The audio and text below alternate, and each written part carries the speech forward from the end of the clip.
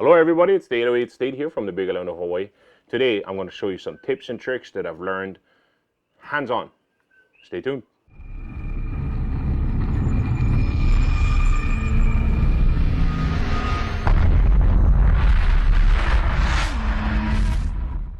Welcome back everybody. I appreciate it that you guys tuning in. If you guys haven't done so, please subscribe, please like, and if you think that any of my videos is any value to you, just leave a comment in the bottom below and I will try to answer it. Autel Evo II Pro 6K. What have we learned? What have we done? I have learned a lot throughout the whole last week that I was flying this bad boy, and here is some tips and tricks that I wanted to share with you guys, what I have learned and what might make life easier operating, handling, and dealing with this drone. Tip number one. Tip number one is that these batteries over here are actually also very good power banks.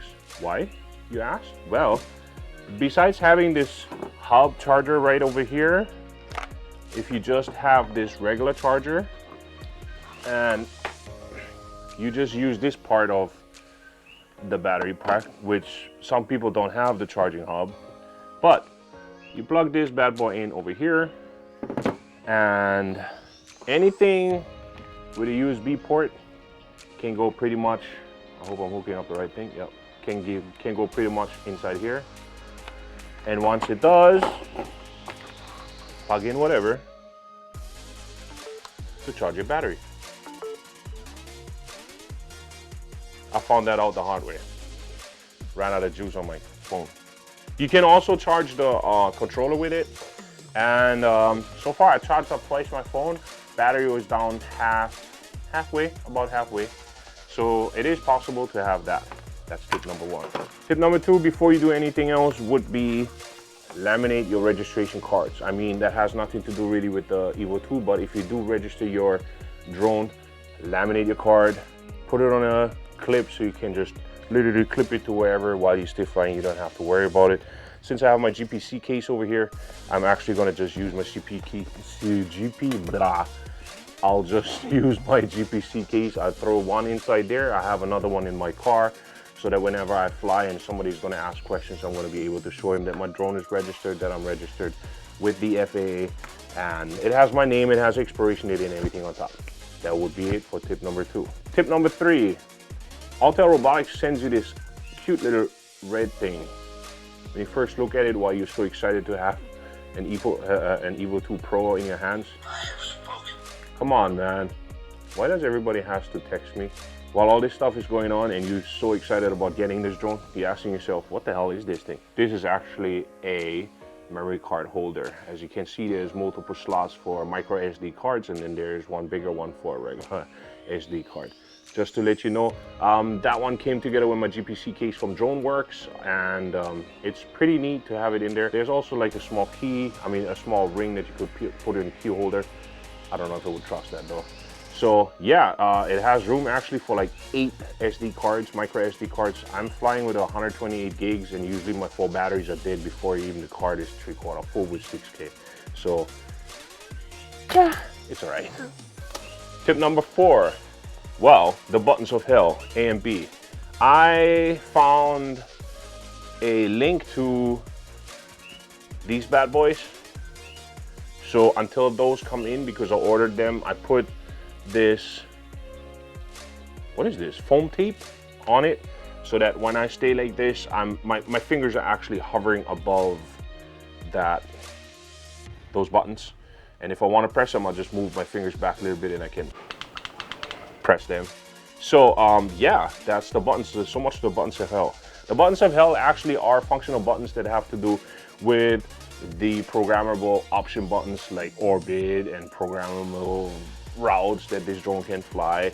And you can set up your waypoints with the A button, and the B button is still for give it voice commands and all that stuff. But yeah, so much to that tip. Where are we? Oh, tip number five. When you are done flying your drone and you want to put it away, plenty of times I see people, they are going like this or whatever, trying to put the rotors back. There's one simple approach in that whole thing. Just grab it as such and put it towards your arms, and you will be able to just fold these bad boys off. just like that, okay? So that will help you a lot to save time. And also, if you make it like a muscle memory, it definitely will help you to just put it back together and put it back in your case if you have a case or whatever you put it in. But it's the easiest way. To take it apart, you still have to just simply go like that. There's not much more that you can do. But next tip would be the gimbal. In my last video that I did, which was like a highlight reel, which showed the footage of this drone, I got torn apart because I didn't actually pay attention to the horizon. It was not level. So I looked into it and I actually found out that my gimbal horizon is actually off. So with that being said, I found out an easy way. All you need is technically seen one of these, which is a level. You make sure that your level is level wherever you put it, and you put parallel to that, you put your drone. You start up your drone, you connect to your drone, and you go into the gimbal settings. At first you run a regular calibration with the gimbal itself, and apparently there seems to be some issues with the gimbal leveling itself. And once it's leveled, you have the gimbal automatic calibration. Once that process is done, you go on to the option of the adjust the gimbal. Inside the adjust the gimbal, you'll see this. While you see this part, you will be able to actually move your camera up and down and line up those black boxes from the pitch, yaw, and roll together with your level. And from there, you will be able to adjust your horizon. Once that stuff is done, your footage should come out way better. So it's just as a tip, that's if you don't want to fly the drone in order to fix the horizon prior to this. So I believe that mine's one is off by -4 or -0.4. So I'll still have to try and fly it with that, and we'll see how it goes. I'll keep you updated on that. Funny part is some people actually emailed me and asked me, where do I find the serial number of my drone? The answer is simple. Autel actually sends it to you on a card, so it should be either in your box. So if the card looks like this, all your serial numbers are on top of this. It's listed over here, which has the aircraft serial number, which has the remote control, the gimbal serial number. It has all 3 serial numbers on this stuff, so please do not lose this card. If you want to, this is like a sticker. You could actually put the sticker right over here on your box somewhere on the inside if you have the GPC case like I do, and you would have all those serial numbers on hand, because I pretty much do not intend to ever have this drone away from this case or transport this drone without that case, because that GPC case is the killer. It's really good. Now the next tip that I have for you guys is the charging hub. Plenty of people ask me what is up with this charging hub, what does it actually do. It has to do with these batteries. You can hook up 4 batteries at the same time. It will give you an indication.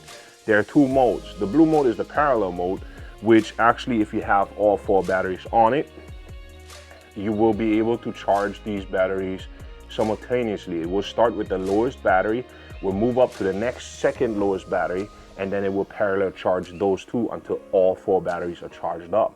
If you use the green mode like this, then it will charge 1 battery at a time, starting with the battery that holds the highest charge, so that you are pretty much like always on the go of charging. So I usually use the green mode because I have an inverter on my car with a battery in the back of my trunk, and I hook this up while I stay flying. The one thing that you have to remember though is that if you do use these batteries, wait until the batteries cool down a little bit after your flight. Do not hook them up right off the bat to the hub, because they will warm up a little bit. Another tip on top of that is with these batteries, they have a discharge time. So you can choose that discharge time. I believe I have it somewhere in the menu options inside of my menu video. There's a discharge time that you can determine that if this battery is sitting still and you're not really using it, let's say for 10 days there's really bad weather and you're not flying it, on the 10th day, this battery will start and discharge itself. It will do that over a process of time of probably 2 to 3 days. It will warm up a little bit, it will gain some heat, but it will not come super hot. The thing is though, if the battery comes fresh out of one flight that you just did and you drained the whole thing, the entire 40 minutes or 30, I got pretty much like 36 minutes out of this in low wind conditions, and let me tell you, this battery comes pretty warm, but it's not really super hot. So I'll just leave it on the side for a little bit, let it cool off, probably 15-20 minutes before I hook it up to the charger. While I stay on the road, I'm using the charger in the green mode, which means that it charges one battery at a time. But let me tell you, with 4 batteries, damn man, you will have to take breaks, definitely. One last tip I have for you guys, I almost forgot, is the Gimbal Guard. Once you fold up your drone like this, it's going to be super hard to actually put this Gimbal Guard on because the camera always tilting downwards. So what I usually do is I turn this drone upside down in order to straighten out the camera a little bit, and then I'll just click her in.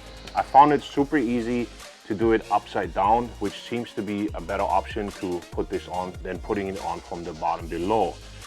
You can leave these 2 arms outwards, the ones over here, in order for put this gimbal on so the rotors are not in the way, and you can kind of like play around with your fingers in order to put this back on. The key is pretty much to get these 2 round circles on the side of the camera into the housing. If you put it upside down, the camera itself seems to be able to hold itself upwards, instead of when you go this way, the camera seems to be tilting downwards all the time, and it seems to be harder to get this thing going. So I usually put it upside down, put it sideways, and play around with my fingers, and I'm going to be able to just go already. So that's one of the biggest things that I've learned so far on this bad boy. Plus, you're having a pretty good grasp holding it like this with the arms and all that stuff. So yeah. And that shall be it so far with the tips and tricks. I have a next video coming up about obstacle avoidance, where I tried out multiple things, including taping off these sensors, because apparently these sensors stay on even though you turn them off in the options. So put that Autel. Anyways, yeah, stay tuned for that one. I appreciate you guys coming by. If you guys haven't done so, if this video was helpful to you guys and you learned something about it, well, please subscribe, please like, and leave a comment in the section below. I'll see you next time. Don't forget, COVID-19 is still out there. Wear your mask, wash your hands. Be safe, everybody. Aloha.